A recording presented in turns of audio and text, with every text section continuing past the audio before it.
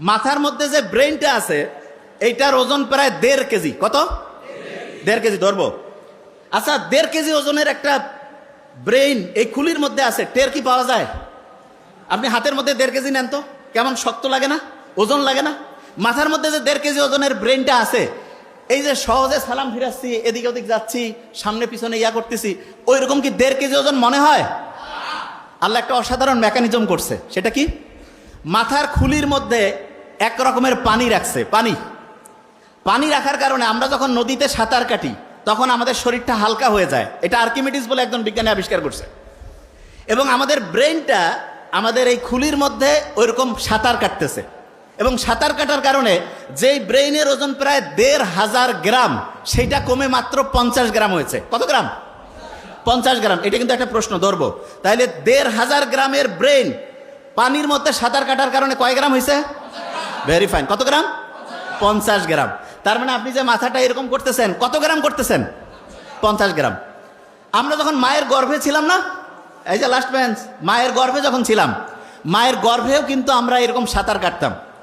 এবং আল্লাহ এত সায়েন্টিফিক, মায়ের গর্ভে যখন আমরা ছিলাম মাকে লাথি মারতাম, গুতা মারতাম, কিন্তু মা যে কষ্ট করতো, এই জন্য মায়ের আলাদা একটা মর্যাদা আল্লাহ দিয়েছেন।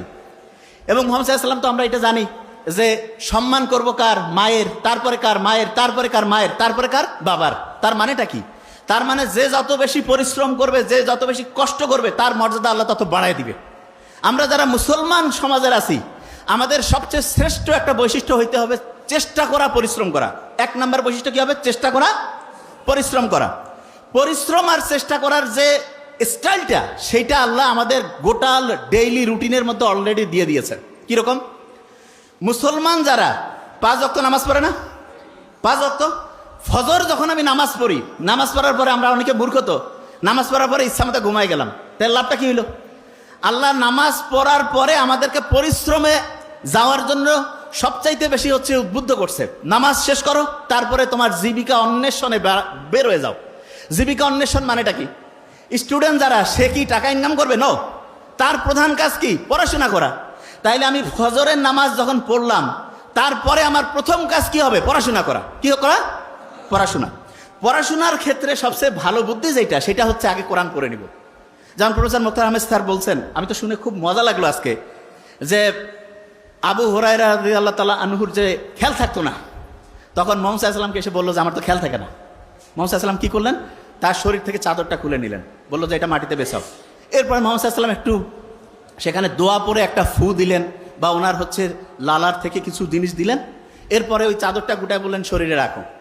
এরপরে ওই আবু হুরায়রা কি বলল? যা আমি পড়ি তাই আমার খেয়াল থাকে। ঠিক না? আবু হুরায়রা খেয়াল থাকতো না। তার মানে মানুষের, মুহাম্মদ সাল্লাল্লাহু আলাইহি ওয়াসাল্লামের এই যে অসাধারণ একটা মানে বরকতের পূর্ণ, অসাধারণ একটা হচ্ছে যে দোয়ার বরকতে তার স্মরণ শক্তিটা অন্য লেভেলে চলে গেছে না? তাহলে আমরা যারা এখানে স্টুডেন্টরা আছি, আল্লাহর কাছে কিন্তু মুহাম্মদ সাল্লাল্লাহু আলাইহি ওয়াসাল্লাম তো নাই, কিন্তু তার শেখানোর রাস্তায় আমরা কিন্তু আল্লাহর কাছে চাইতে পারি। প্রথম যে কাজটা করবো সেটা হচ্ছে কোরআন পড়া। প্রথম কাজটা কি? আচ্ছা, এবার আমি বলি আগে। ব্রেইনে যে পানিটা আছে, এটার কারণে ব্রেইনের ওজনটা কত গ্রাম হয়? 50 গ্রাম। আচ্ছা, এবার শুনি।